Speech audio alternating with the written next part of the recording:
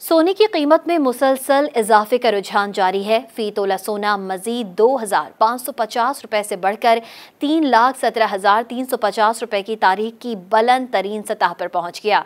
Don news के मुताबिक jewellers association ने बताया कि 24 कैरेट सोने की फी तोला कीमत में 2,550 रुपए का बड़ा इजाफा हुआ, जिसके बाद उसकी कीमत 3,17,350 रुपए की बुलंद तरीन सतह पर पहुंच गई।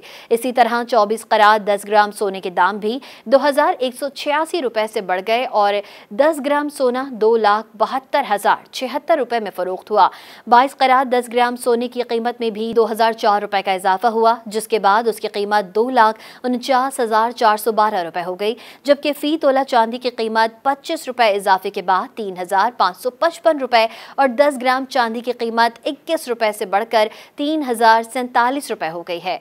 एसोसिएशन ने रिपोर्ट किया कि आलमी मार्केट में सोने की फी ऑन्स कीमत $25 इजाफे के बाद $2,997 से बढ़कर $3,022 हो गई। गुज़िश्ता रोज भी 24 कैरेट फी तोला सोना 1,100 रुपए महंगा होकर 3,14,800 रुपए का हो गया था, जबकि 24 कैरेट 10 ग्राम सोने के दाम 943 रुपए से बढ़कर 2,59,890 रुपए हो गए थे।